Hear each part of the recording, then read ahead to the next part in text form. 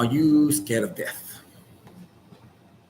How much of what we live life is more being scared of death than actually living life? So theoretically, what would happen if you had the power to live forever?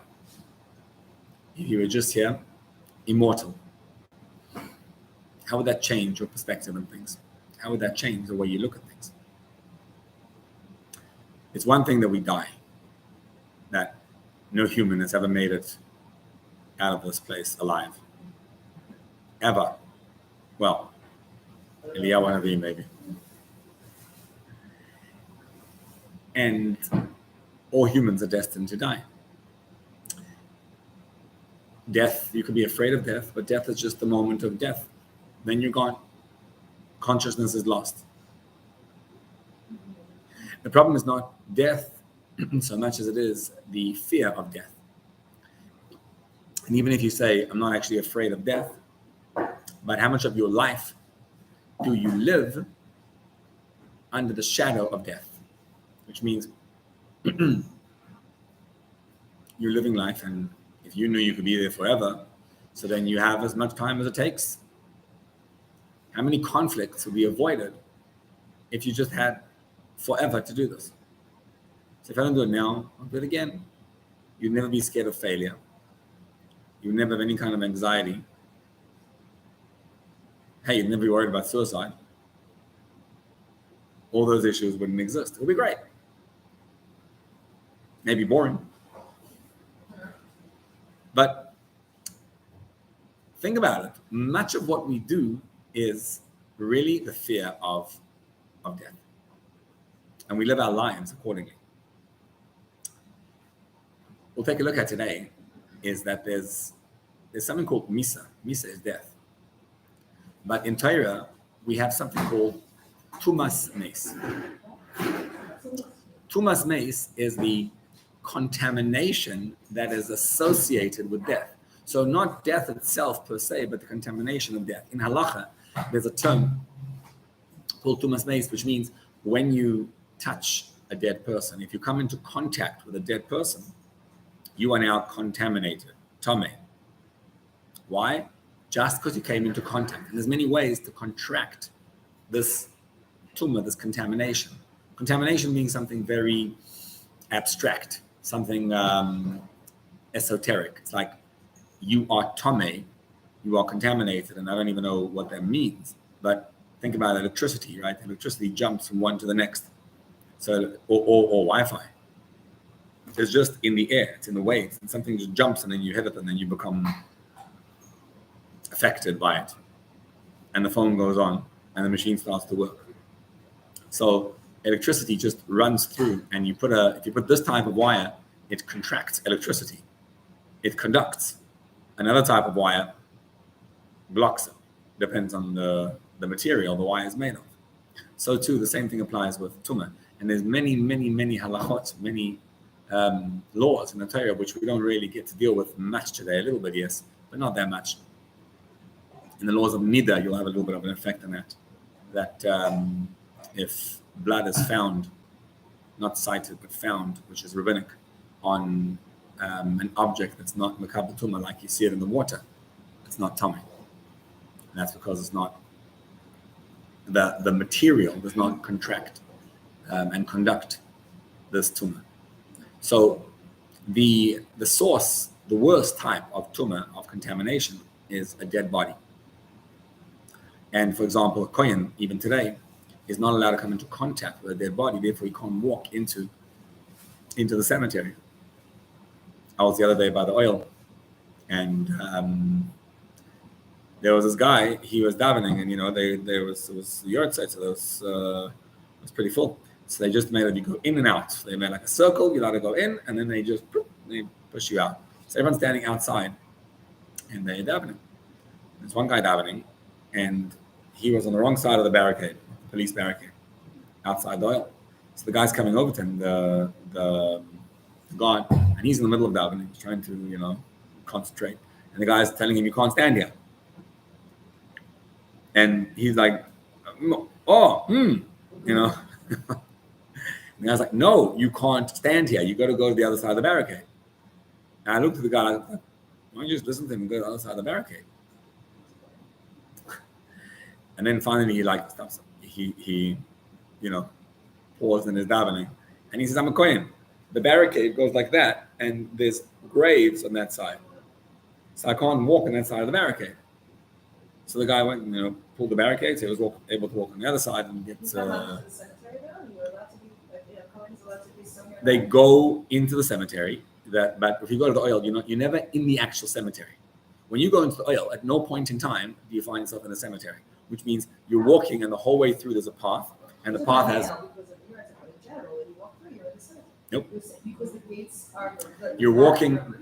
It's not. You're not considered to be walking inside the cemetery if there's a fence next to you, 10 tefachim high, that high. So you're walking at no point in time in the cemetery, and then like you wouldn't have to wash your hands even afterwards, if you just did this.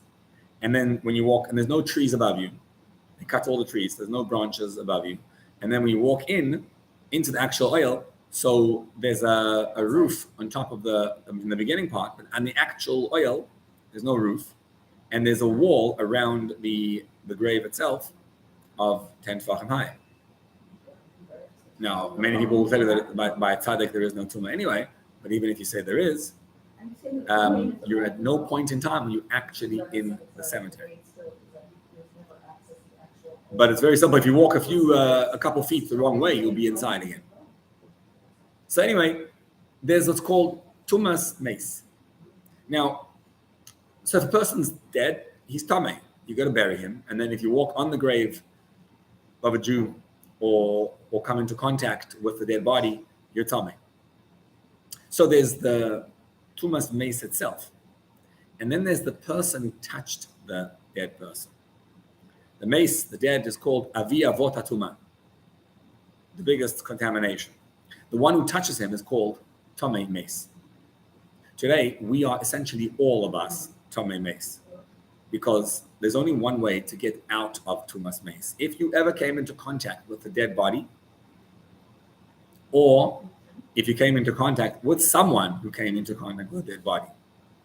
But if you ever walked into a cemetery, by definition, you've come into contact with a dead body once in your life.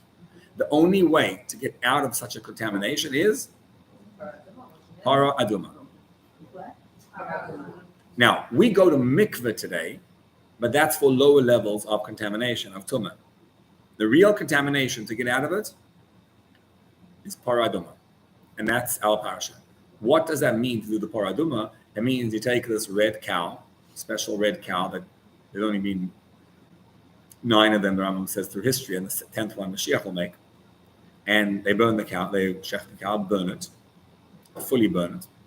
And after it's fully burnt, you take the ashes, mix them into the water, this spring water, and that's Mayim Chaim, and then you sprinkle it on the person who contracted the tumor. That is how you escape death. We want to understand, not death. We're not going to overcome death today. What we want to overcome is all the experiences that we associate with death. So death, we overcome death itself when Mashiach comes and there's the resurrection of the dead. Hashem brings the dead back to life. Only Hashem is actually able to bring dead back to life. But along with dying, there is the fear and anxiety and worry and building your life around death. And what we want to study today is how to escape that. And the way to escape that is with the ashes of the red cow, the red heifer. So let's understand what it is what signifies tumas mace.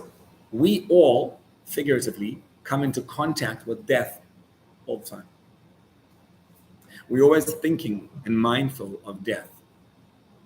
And when you live your life and you're worried and concerned all the time and living and rotating around death, that's called tumas mace. That means you've been contaminated by death. So, would you ever have any anxiety of anything if there wasn't such a thing as death and no suffering. Along with death comes all pain of suffering. Imagine there wasn't any of that. So then there'd never be such a thing called anxiety and worry. And isn't depression very much connected to death? Depression is almost like a form of death. It's a miniature death. Because if you never die, so what are you asking? What are you making of your life? What's going to come of you? I don't know. Whatever will come of me, come tomorrow. Because I live forever.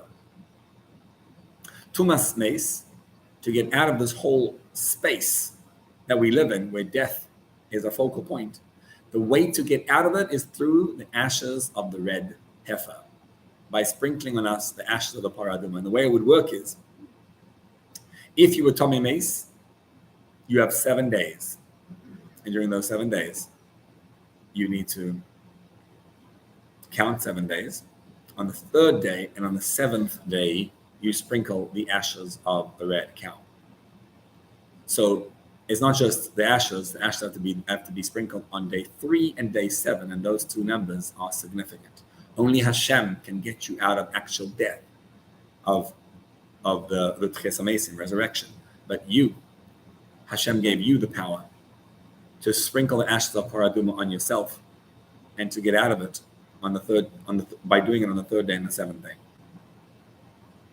And that means you have the power to get out of all this whole negative thinking. So Tumas Meis we're going to call Hirhurin Bishin, which is all type of negative thinking.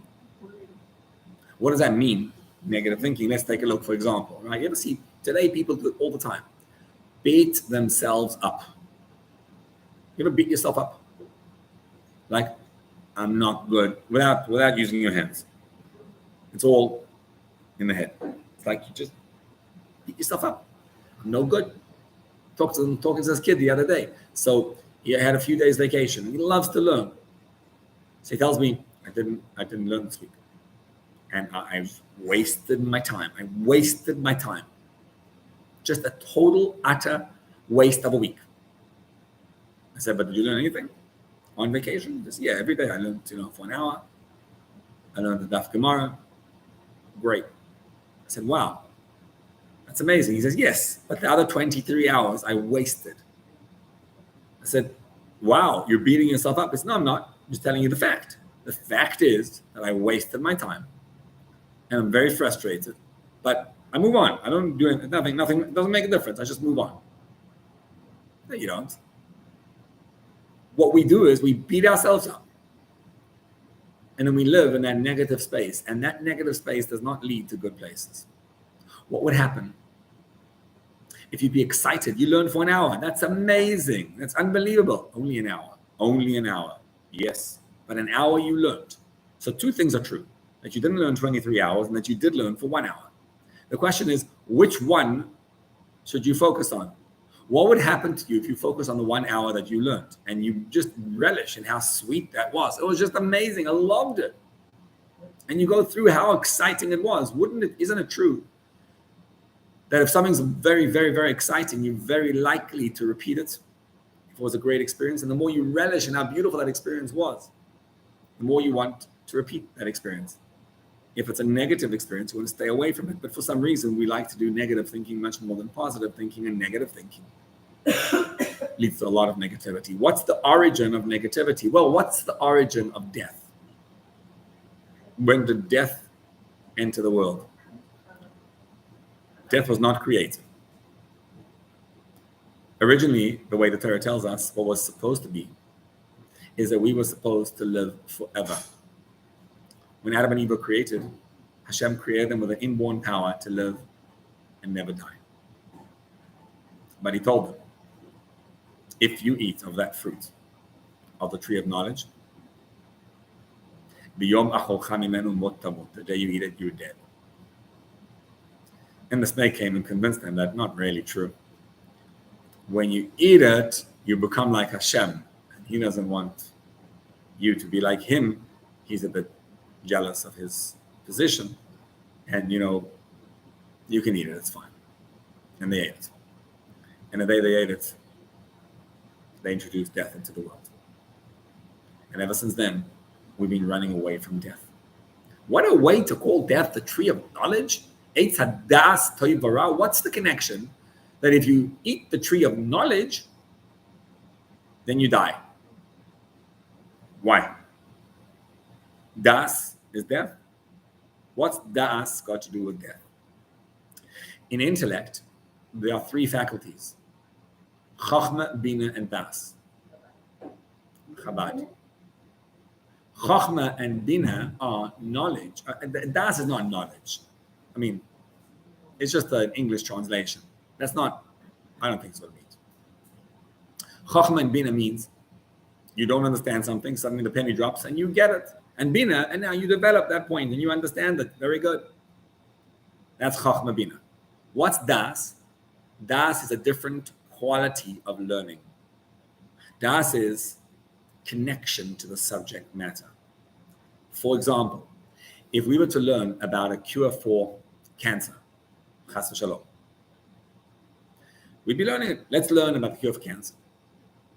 And you'd be sitting there and you understand everything fully, you get it, you grasp it. How different is it if you're a surgeon about to save someone from that very disease and you're learning how to make the surgery? So you know that every detail of how you understand it is life and death. The same exact type of learning will penetrate. Things penetrate when you have das. What's das? Connection to the subject matter. That's das. So it's like emotional learning. It's not emotional, but within learning it's emotional. But it's not emotional. No, that's what It's, I don't have an emotion, but it's relevant learning. It's when you're looking at the learning and you get that this is very, very real. When you have to pask and halach, you have to reach a verdict from your learning. That's an example of when you have das. Das is when you take it, like you internalize the message. Right. So the learning penetrates, Right. but not yet emotions. But on a bodily level, like you know it, you sense that you know it. Right. It's not Exactly. just intellectual. Exactly. That's what it- That's why Chachma and Bina are called. Chachma is a father and Bina is a mother. Because what does a father give you? A little drop or something. That's when the penny drops. And what does a mother do? She takes it from there. She basically figures it all out, carries the baby for 9 months, and then nurses the baby. The mother does 99.9% of the work. But you can't do it without a father. You have to have an idea to develop. What's das? Das is the union between the man and the woman. Adam yada et chava ishto. The word das is what we call knowing. It's when Adam and Chava get together and they know each other. That knowledge, that's the connection between them. So, before they ate of the tree of knowledge, they were unclothed. Arumim. But it was like, okay. So, didn't mean anything. I'm looking, I see a table in front of me. So what? So they saw an unclothed body. It meant nothing. What was the first thing that happened after they ate the tree of knowledge? Vayedeu ki eiromim he. They noticed this lack of clothing. What's noticing? That's das. Before, it was just a theory. I mean, I get it. Then they got the das. Much like today, the difference between a baby could walk around without any clothing, and they just think it's cute. They have no idea. They know that they don't have clothing. They get it. They just don't get why that's a problem. So they walk around, no problems. There comes a point whereby you get it.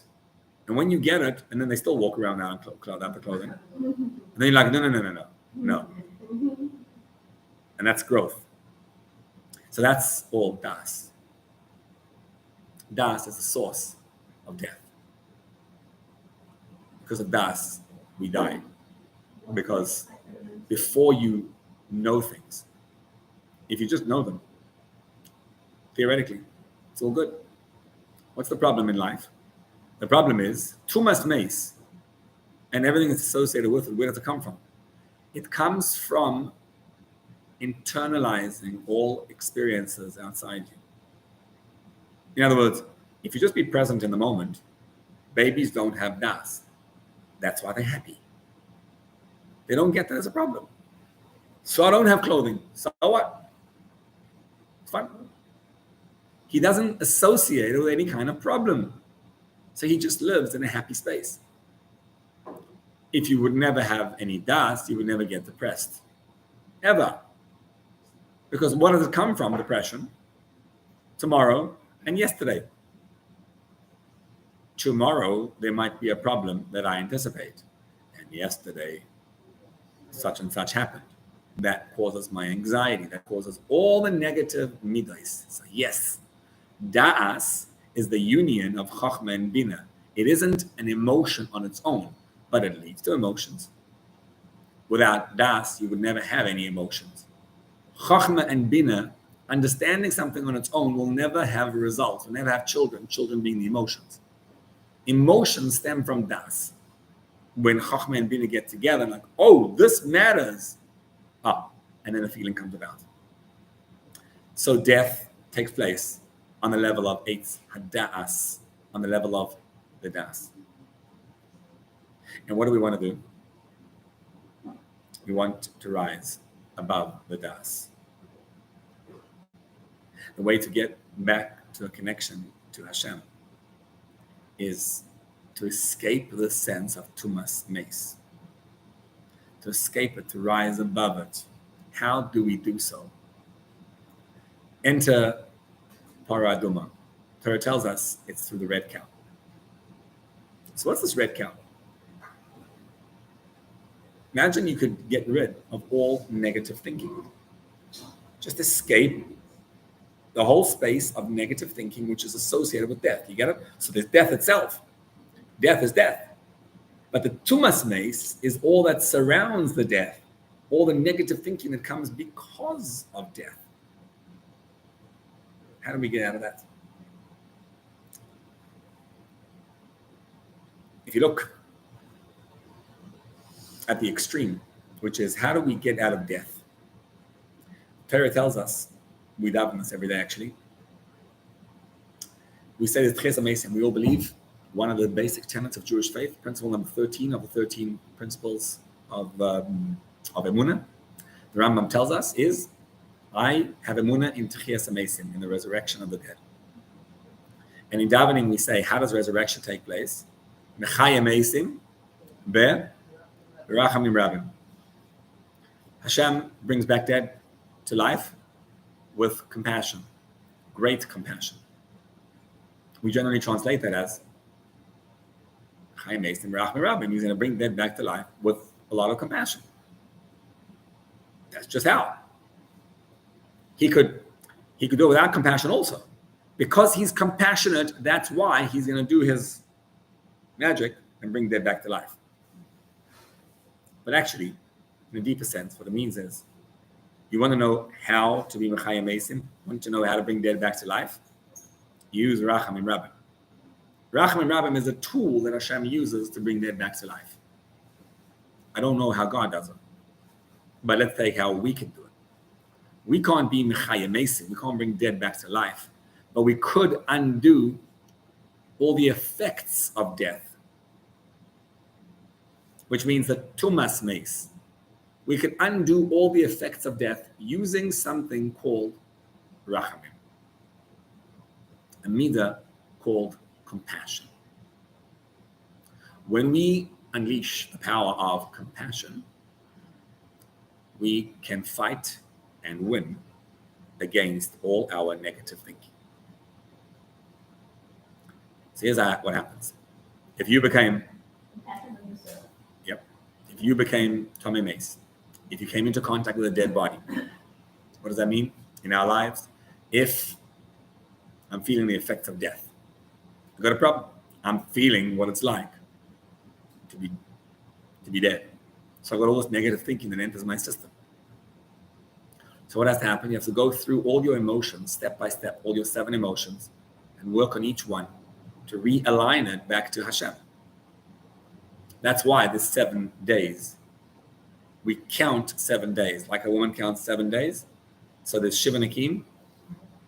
The 7 days are what the Torah mandates to count after you became Tamei Meis.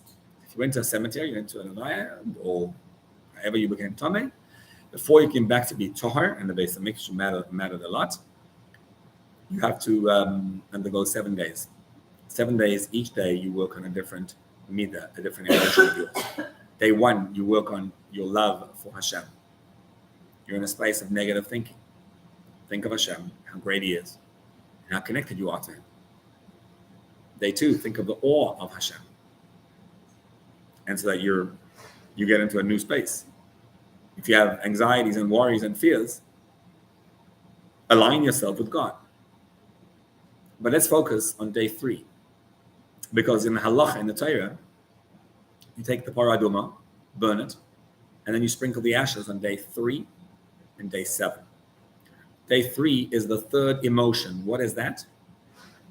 There are 3. There's Avraham, Yitzchak, and Yaakov. Yaakov is, Avraham is chesed, is kindness. Yitzchak is gvura, that's severity. And Yaakov is tiferes, that's compassion. Rachamim.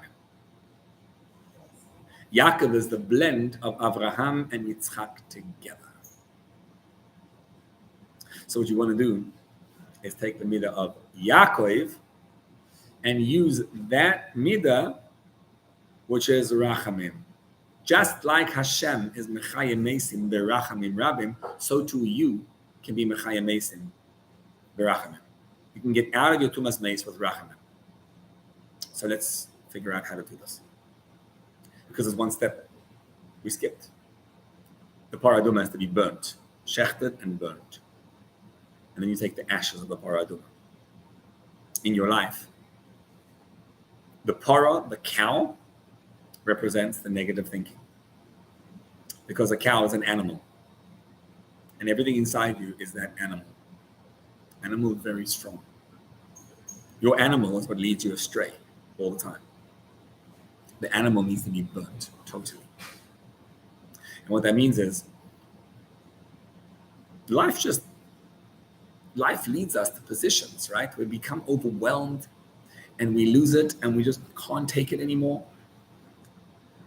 And those positions are actually moments of opportunity. Every crisis means in Greek, opportunity. Every time you have a crisis, you have a moment of opportunity. What you want to do is take the parah aduma and burn it, shecht it and burn it. Burn it till nothing is left, just ashes. So all the negative thinking says that something has to happen and someone has to do something in order for my life to become better. It's always an external force that's going to affect my life. So I'm overwhelmed and I'm lost and I'm in a state of chaos and I don't know what's going to be. And Hashem, please, Hashem, help me that something should happen. And the only thing that needs to happen is that you burn that way of thinking. That you completely and utterly destroy your whole approach.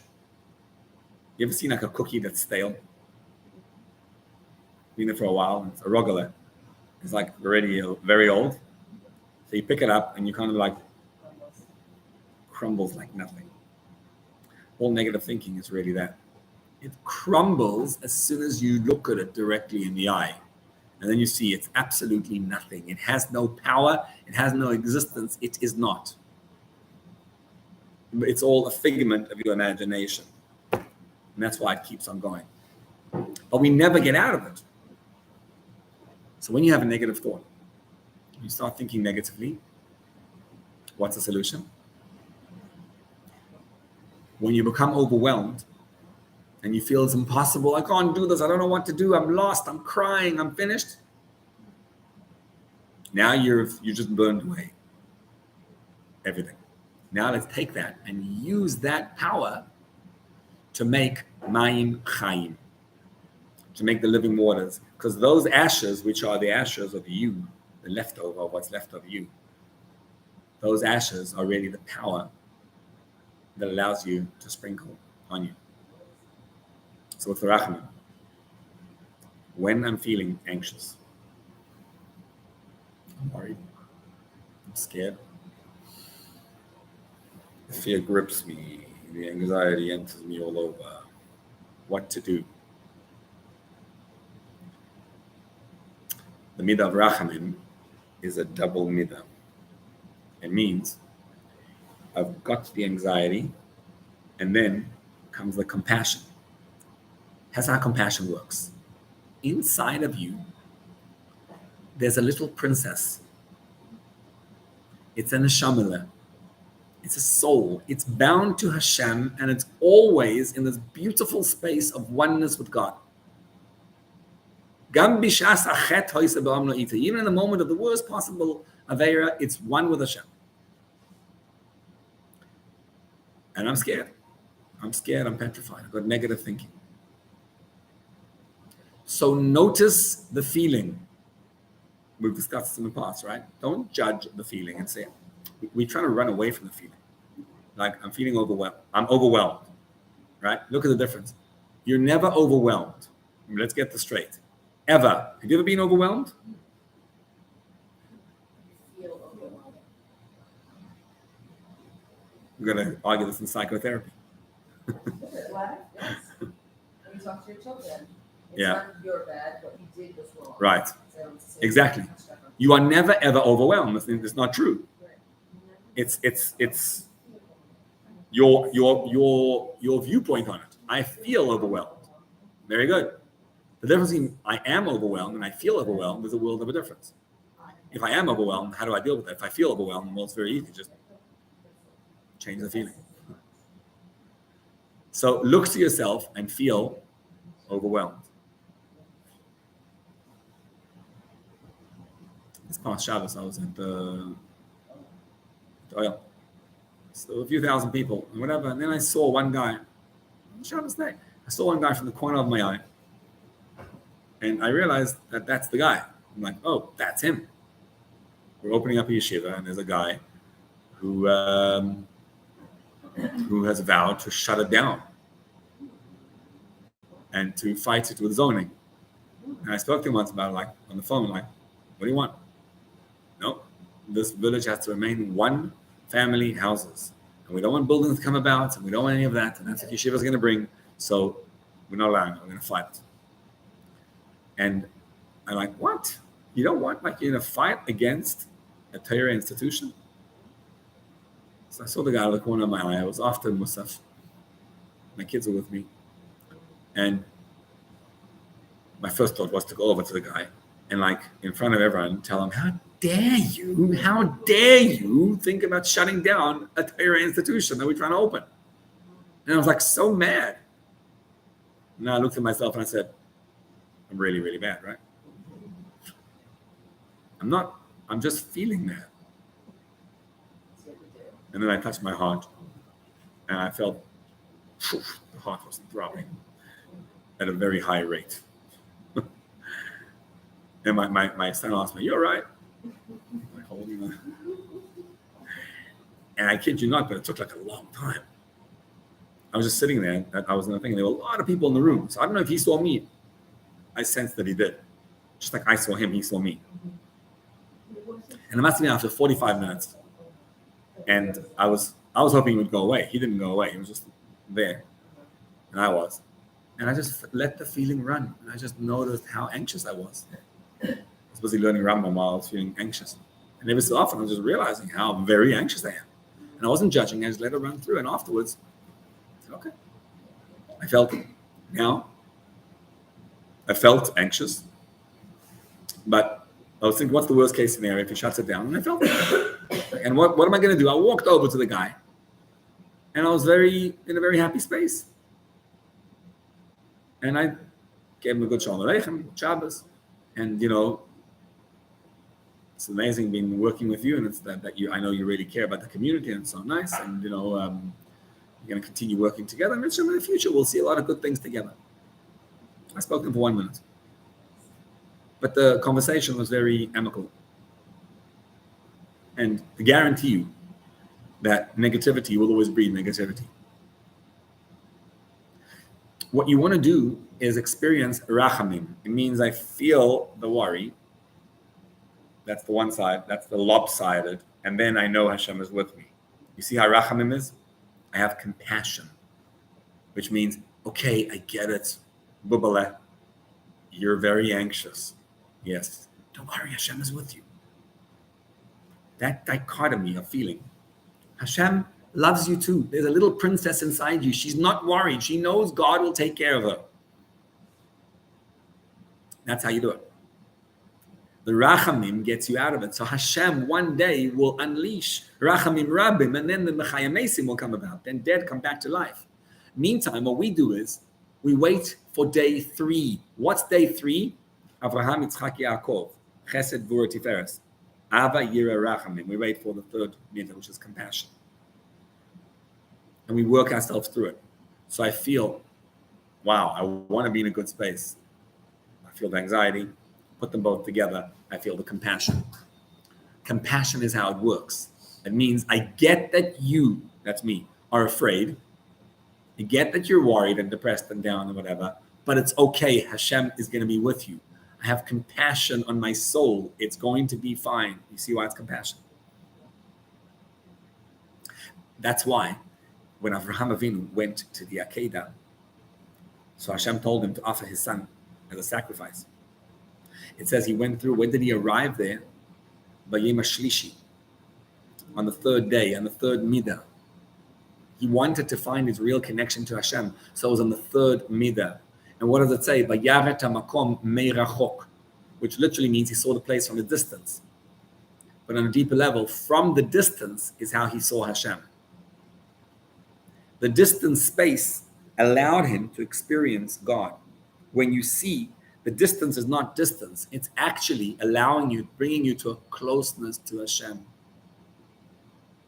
Because if you would never have any anxiety or any worry or any depression, you would never have a space to switch, to flip. In that flip is where you find Hashem. From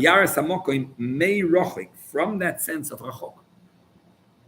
Which is why it says, Hashem says, I carried you on the wings of eagle. Every animal is associated with one emotion. Like the raven is cruelty. And the opposite is the eagle. The eagle is associated with compassion. Rachamim.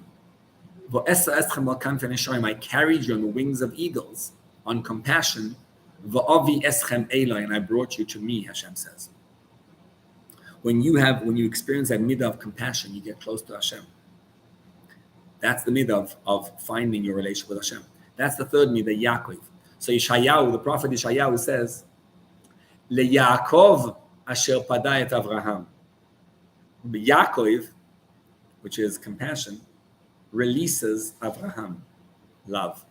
Very difficult to experience love. How do you experience love? When you feel the compassion.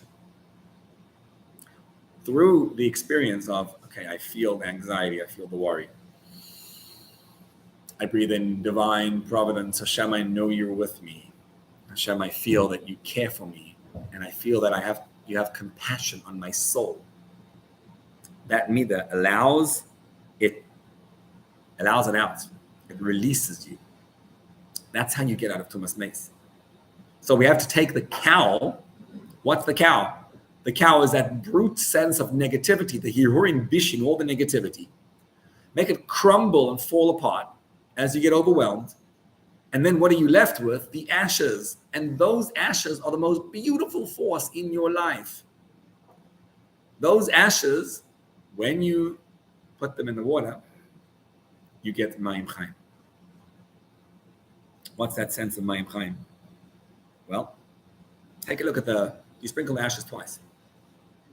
Once on the third day, once on the seventh day. On Sukkot we have 7 guests. Ushpizim. Those are the 7 emotions. Abraham, Yitzchak, Yaakov. And then you get Moshe, Aaron, Yosef, and David. Let's skip straight to number 7. Who's number 7? David. What's that?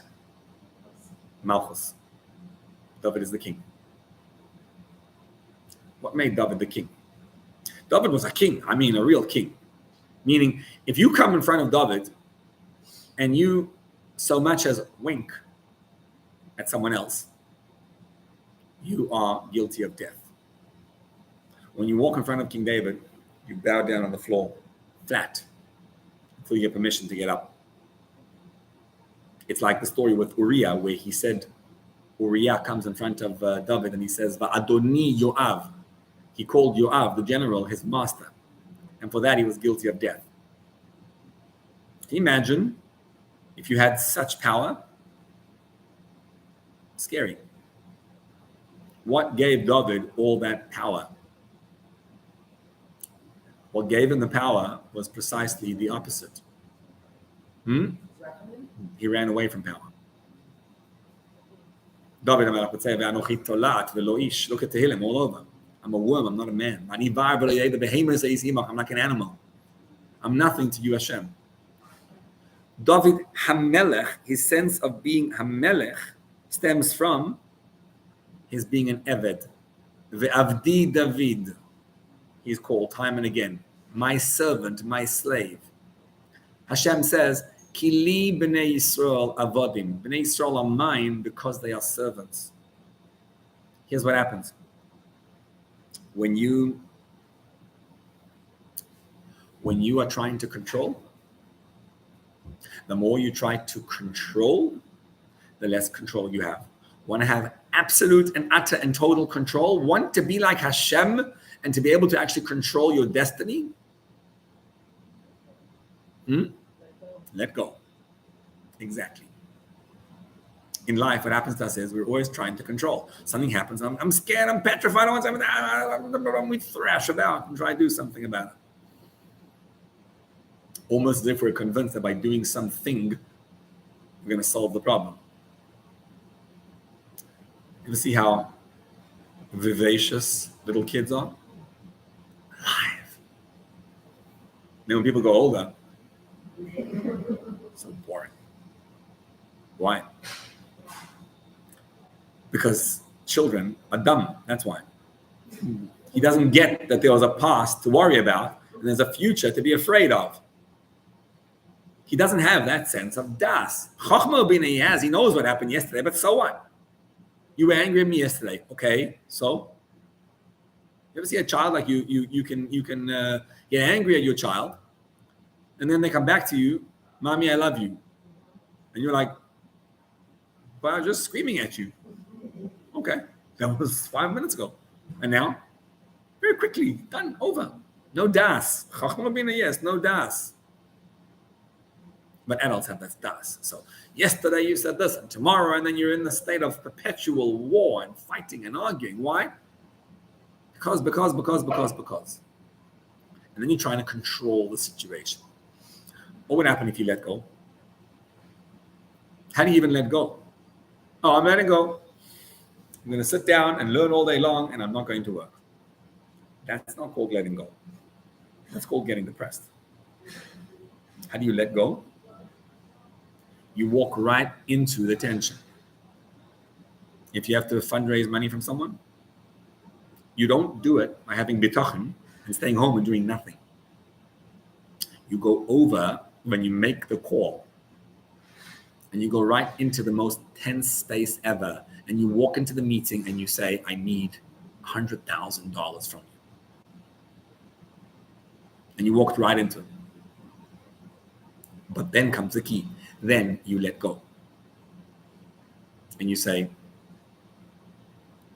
what you're going to do with what I just told you is irrelevant to me. I need to go right in and say what I need to say. But then I let go. That's David HaMelech. David HaMelech was a mighty king.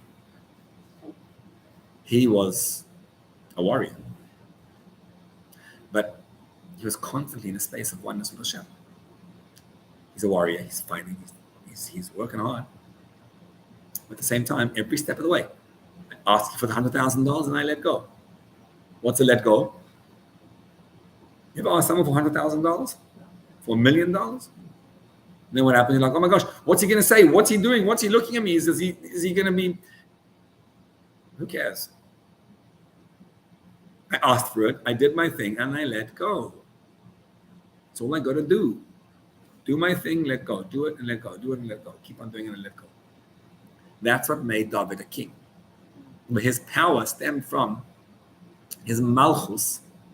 Malchus is malchus because he didn't see himself as a melech. He knew he was a king, and he exercised all the powers of a king. But he didn't say that, oh, I'm a king. These guys are, this is pretty cool. They're like all bowing down to me or whatever. It's amazing. I hit the pinnacle. No, at no point did he say that. He was always about Hashem. Let go for Hashem. That's what made him a king. If you and I want to escape Tumas Meis, to be able to rise above death, there are two people who transcended death. There's a couple more, but the two ones we'll talk about. Who are they? What? Sarah. Right, I'm talking about, again, there's a couple more that we're not going to talk about right now, but I'm talking about Yaakov and David. David Melech Yisrael Chai B'Kayam, ever heard that one? We say it every time we have Kiddush Tabana. David is alive. And of Yaakov it says Yaakov lo meis. On day 3 and day 7, day Yaakov and day David, we rise above death. It doesn't, right? You rise above it and you sprinkle the ash of the paraduma. What we say is that if we could exercise to the best of our capabilities these two emotions, Rachamim and Malchus, Tiferes and Malchus. The third midah is Rachamim, which means you feel the feeling you're feeling. I feel overwhelmed, and I know Hashem is with me. And you just immerse in that. You sprinkle the ashes on that. That makes, in a sense, it makes the all the negativity crumble. It just crumbles and become nothing in front of you. That's the Rachamim.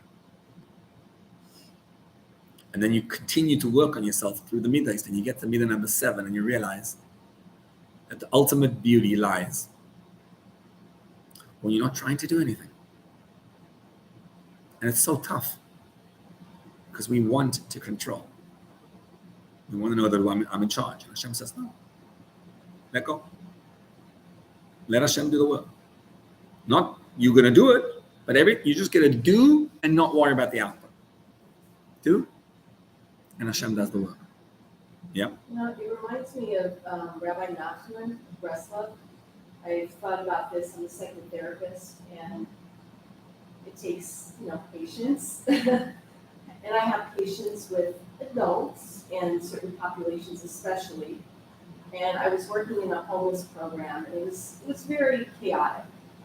And the only way that I felt like I could be effective was, as Rabbi Nachman says, before you can be something, you must be nothing. Yep. Paraphrasing. And that put me in the space that Beautiful, but it's hard work, right? It's not easy. Yeah, because you constantly believe that you have to zero out. You have to burn, right, and create the ashes, and from that you can be something. Right. And that's the two emotions that we need to work on. Accepting. No, you need to work all 7. All 7, just to clarify, all 7. That's it's a 7-day count to get out of it.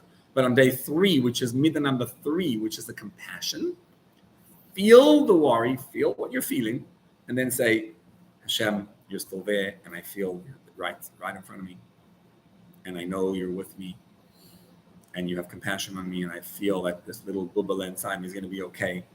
And the midah number 7 is what you're saying now, which is you do and you let go. That's called the living waters. That's why children are so alive and vivacious, because they have this naturally, and then we lose it. Just feel like nothing going on. Hashem is absolutely with me all the time. And that creates the life. It brings life back. So those 2 middas, those 2 days are when we focus on it. And I want to just end off with a little story. I did last week, had a beautiful experience. Usually I get to do weddings, but this is from a different angle. when you marry a child, you get this kind of experience. So I got the experience of walking a bride and groom to the chuppah. It was very powerful. Because they both have only mothers. So my wife walked with them, and there was no fathers. So I was walking there, and I led the groom. And you have to have a married couple to walk the bride and groom. And then we made a Shabbat brachas in our house for them this week. And at the Shabbat brachas, there was Rabbi Hecht from Eilat, who's the Chassan's Rav, who got him to be religious. And he was telling some stories about, different things. And then I paused and I said, you know what? I just want to say, I think that we're in the middle of the biggest story ever. Like, this story you're seeing now is the most beautiful story ever. What's happening right here? Chassan and Kala met. And every Chassan and Kala is a miracle. But look at this story. The Kala is learning in Crown Heights in a seminary for the past 7 years. She's religious, she's from. 7 years ago, in 2015, she grew up in California and then in Oregon. And she was a professor in Honolulu. And she had no connection to Judaism whatsoever. Zero. Like I asked Yom Kippur, nothing. She had one connection. She knew she was Jewish. Zehu. That's it. Nothing else. And she's in Honolulu. Now, explain to me how these things happen. But one day, she's got this urge. I need to know what it means. What is Jewish? She just felt an urge to know about her Jewishness. That's what it says. There's a heavenly voice comes out. A bas kol comes out and awakens us to tshuva. So they say, what's the heavenly voice? When you have such an experience, like, I got to come back. So what do you do? So it's amazing. It's amazing to think what the Lubavitcher Rebbe put into motion. He put people all over the world so that if some Jew in the middle of Honolulu is inspired, if there were nothing there, what would happen? She'd have to go to Jerusalem or to Brooklyn to get inspired. By the time she would never get there. So she goes on and she Googles, Rabbi Googles, great invention. Jewish Honolulu. What does she discover? The Krasnianskis. And she pops in to the Chabad house. And she was there a couple months. And from there she came to learn, came to seminary. She became religious. And I was like, and then they got connected by Wilhelm. He was at the wedding from Portland. And I'm just blown away by the thought. Do you realize what's going on over there? I was thinking the Krasnianskis could be living over there. I don't know what they're doing over there, but I'm sure that there's no way that they can have a massive place and what's going on. They're not living in a Jewish hub. So how big what they do is, there's nothing. But what it is, as the Rebbe put it this way, he said, in every crossroads in the land of Israel, there was a sign pointing you to the closest Ir Miklat, the closest city of refuge. And his point was that, why do you have that? So that if you kill someone inadvertently, you should know exactly how to get there. But the signs are only at the crossroad, because you only need a sign near the crossroad. And he said the job of a shaliach is to hold a sign and say this way. And no one's ever going to look at you until they're at a crossroads. When they're at a crossroads, then they'll look at you. And here's this girl. She's at a crossroad. And suddenly, she gets to this point, and suddenly there's someone there to light up her way and to tell her which direction to go. And I don't think they have too much of a connection with her, by the way. I think we've been there for a couple months, so they went to Future and they just changed her life. And it's almost like, that's what you're there for. And then the Chassan is like, he says, yeah, you want to know my story? He says he grew up in Herzliya, I think. And he grew up traditional. So that means traditional meant they didn't keep Shabbos, but Friday night they made Kiddush and they went to shul. But then he ran away from it. He went to India, whatever, and he was completely disconnected. He's living in Eilat, and he's driving his car Friday night, and he sees a bunch of Jews walking around on Friday night. And you realize they're coming out of shul. And he gets a desire, taiva, to go in. So the next week, Friday night, he's okay, I'm going to go in. He comes into shul, into Rabbi Levi Hecht's Chabad house. He comes inside and he sees them singing. And the beginnings that didn't mean that to him, but then they sang Yedid Nefesh. And just that tune, just like grabbed his soul because he remembered it from his childhood. And he's like, Amen, Amen. I think it was even that Shabbos, like he told me, you got to walk home if you're in. Can't drive back home. And he started keeping Shabbos very quickly. And like Rabbi Hecht sitting in front of me, and I said to him, what's going on over there? This miracle, it's amazing. But what's amazing is that you don't make miracles. You just got to stand and do your thing. And Hashem makes the miracle. Because some young lady in Honolulu and some young man in Eilat, at that moment they decide to come. So if you have to be there your whole life doing things, so that when that happens, they can just be in the light. And that's really what it means, I think, to let go. It means when you let go, let Hashem run the world. So I do my thing and I pull back. I do my thing and I pull back. When you start living in that space, you will attract the happiest things to you all around. It's just beautiful things come your way and beautiful things come in your direction. And we're trying to control. I need to do, I need to know, I need to be there. Doesn't work. To get out of the space of Tumas Meis. Misa, getting out of death, Hashem can do. And one day Hashem will be Mechayim Meisim, Berachamim Rabim. What do? We use our racham and our compassion to take all these things that are associated with death. Are you scared of death? Why even think about that? Why even engage in the question? Are children? Children don't think about death. If you allow yourself, I'm scared, I'm worried, okay, I'm scared. Hashem is with me, I'm still here, that's the rachamim. Get the ashes to just crumble that para aduma, and Yaakov doesn't die, and Moshe doesn't die. David doesn't die. And what's David HaMelech? Let go. When you let go, you suddenly have the power of Hashem just runs through you, and all the negativity just disappears. And it all goes away because of day 3 and day 7 and the sprinkling of the ashes of Paradise. What are we learning? What is this?